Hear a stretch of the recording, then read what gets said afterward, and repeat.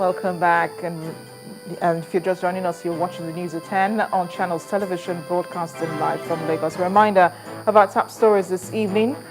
Accreditation for delegates to the national conference begins in Abuja. President Goodluck Jonathan is to inaugurate the session tomorrow. The Nigeria Labour Congress calls for investigation into the death of applicants during the immigration examinations.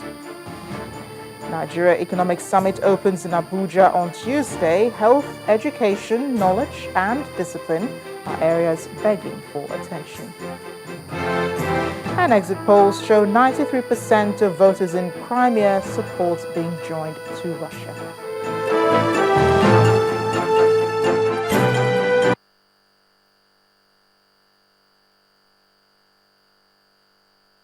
A reminder here that all our top stories can be found on our website, ChannelsTV.com, and on YouTube.com/channelsweb. To get us on the move, visit m.channelstv.com to view us live on your mobile device. You can also download the Channels TV app for Android, iOS, and Windows phones from their respective stores. Remember, you can also interact with the Channels Eyewitness feature on our Android and Windows 8 platforms. If you have pictures or videos to share with us, tap on the application on your device, swipe to reveal the Eyewitness menu, and then follow the instructions to share your reports, pictures, and your videos. Well, speaking of pictures, here are some that you sent in today. The first being from Ile-Ife in Osun State, showing a sea of heads of applicants at the Nigeria Immigration Service recruitment test on Saturday.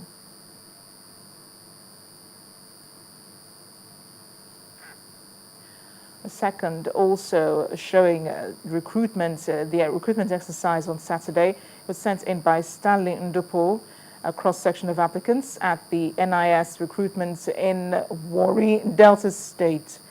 Remember, about 7 people lost their lives, so 19 in total nationwide. A sad incident there. But we do thank you for sending in these pictures and appreciate your sending more of them. Keep your eyes open. You're our witnesses on the field. To other stories now, the suspended Central Bank of Nigeria Governor Lamido Sanusi has denied allegations of reckless spending and lack of accountability leveled against him by the Financial Reporting Council. In a 34-point brief of dismissal of fraud allegations to the president, he maintained his innocence, insisting that his tenure as CBN governor brought positive developments to the nation and the banking industry. And to affirm this, he claims that a total of 693 billion naira was paid to the federal government between 2009 and 2013 by the CBN under his watch. The breakdown of the payments are as follows. 376 billion naira was contributed to the federal budget as internally generated revenue. Another 80 billion naira was paid to the Ministry of Finance and on the basis of the 2013 results. And on the request of the Coordinating Minister of the Economy, 159 billion naira was paid to the Ministry of Finance in February this year. The CBN again gave the Ministry of Finance another 70 billion naira in anticipation of the 2014 profits. According to Mr. Sanusi, the CBN again contributed another 8 billion naira to the Federation account before the suspension saga. Against the foregoing, the CBN governor is asking the president to ignore allegations of fraud and other erroneous allegations leveled against him. The Nigerian National Petroleum Corporation, the NNPC, today pumped an additional 956,501,315 litres of premium motor spirit to the market. This, according to the Acting Group General Manager of Public Affairs, Dr. Farouk Ibrahim, is to ensure sufficiency of fuel supply across the country. He reassured Nigerians that the NNPC, as the nation's supplier of last resort, is working round the clock to wet the nation with petroleum products. Health education is as important as providing knowledge in basic subjects such as English language, mathematics, and physics. Promoting the knowledge of health among students in school is in itself a critical step towards attaining quality education. And in continuation of our agenda setting for the forthcoming Nigerian Economic Summit, which focuses on education, our correspondent Yomi Otaigbe looks at the impact of the National School Health Program.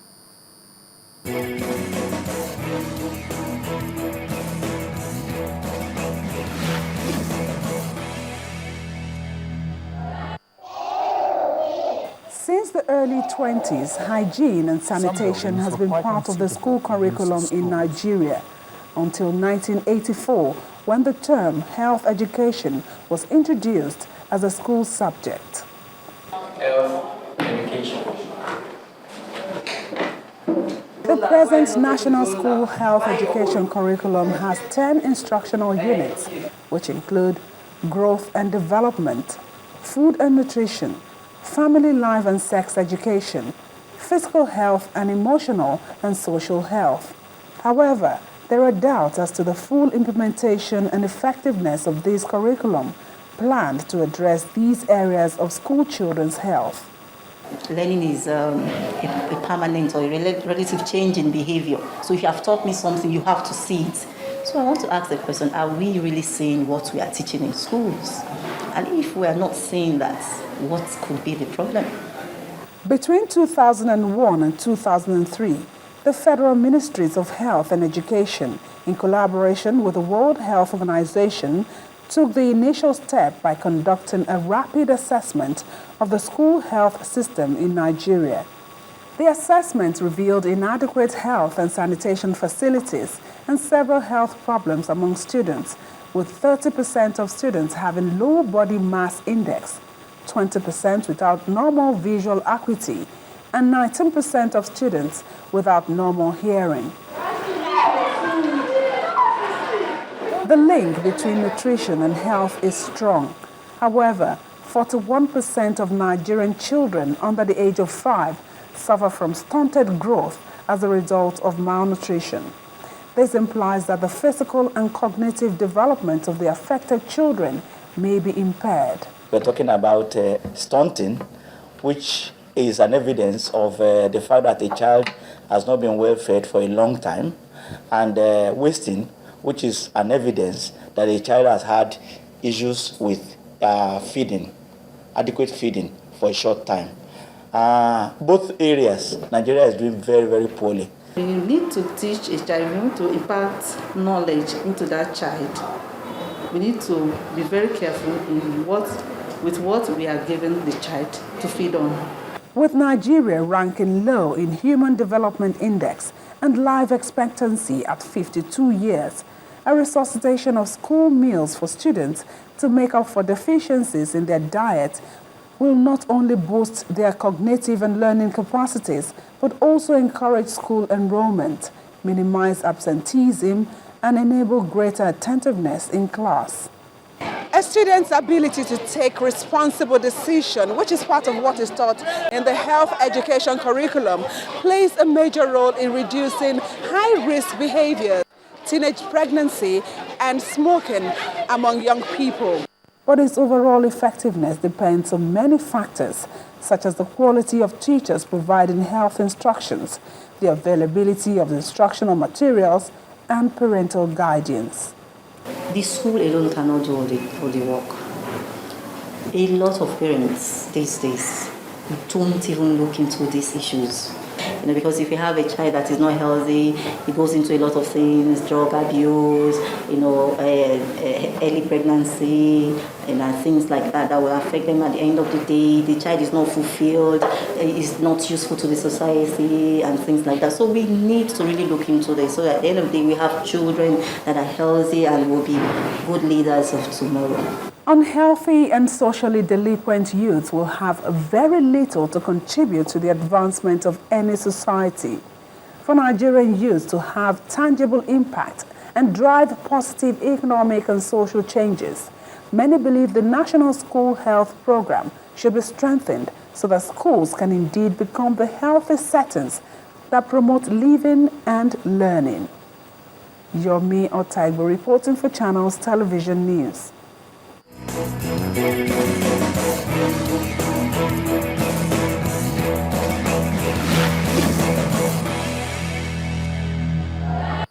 Going to take the discussion further now. I'm being joined on the news at 10 by the National Secretary of the National Women's Association, Dr. Glory Essien. You're welcome to the news at 10. Thank you.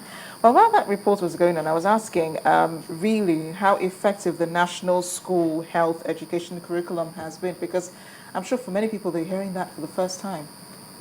The National School Health Program curriculum has been on, is something that has been going on for decades. And there is even a document, a policy document on that, and how guidelines on how it can be implemented across the country. But actually, it's not something that is really, working in most part of the country. In some states, it's not really working. Yeah, I think so, because, well, we do find a lot of teenage pregnancies still occurring in schools. We still have youths going into drugs and so on. So really, the schools are not applying it, obviously. Well, the thing about, health education, it has a lot of involvement. It has, the source that the health education is going to come from. It has someone who is receiving it, which are supposed to be the children. It has the message, which is supposed to be what message do you want to pass on. And it has channels that you have to pass this message through, like the media. You may pass it through the media. You have to look at the feedback. What are you getting from what you are doing? Are they really carrying on this thing? But health education is something that has been on for decades. Are there teachers that are well trained as health educators to pass on this information?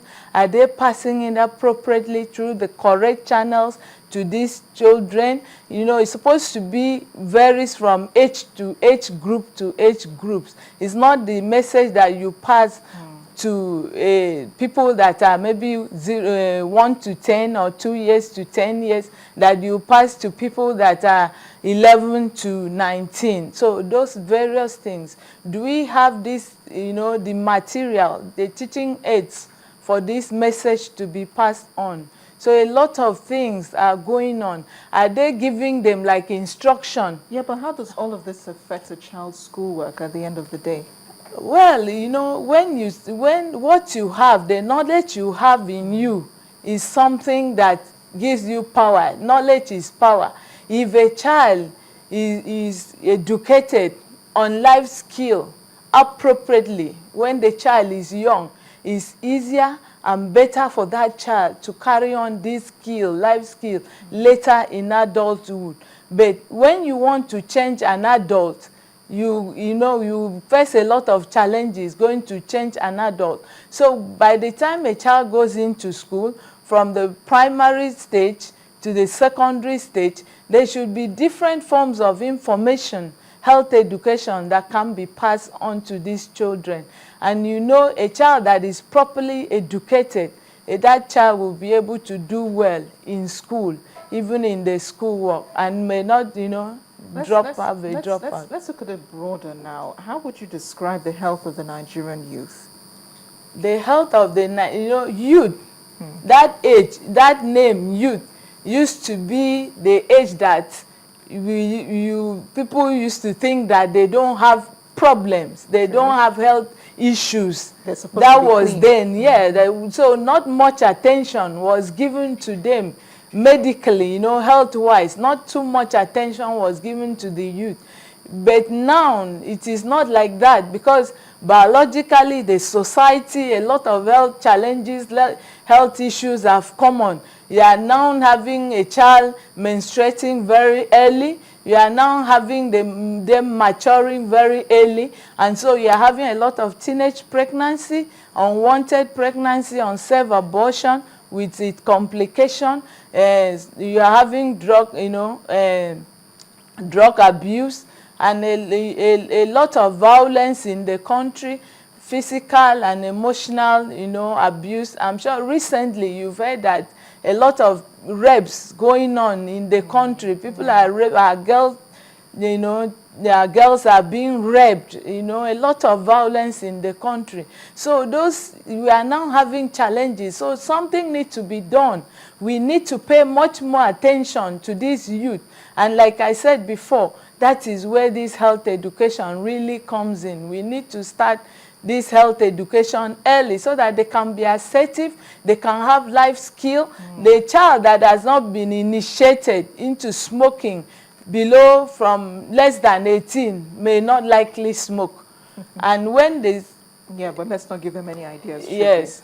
Yeah, we do hope that the appropriate authorities are listening. Thank you so much, Dr. Gloria Sen, for joining us on the News at 10 and telling us more about health of the Nigerian youth and its challenges. Dr. Gloria Sen is the National Secretary of the Medical Women's Association.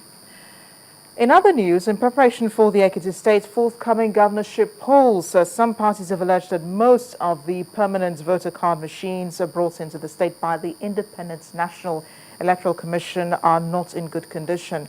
In fact, interim chairman of the APC in Ekiti State, Mr. Jide Awe, said that most of the machines sent to the state are not working, and the people who are to man the machines are not capable. The resident electoral commissioner, Halilu Pai, dismissed this accusation.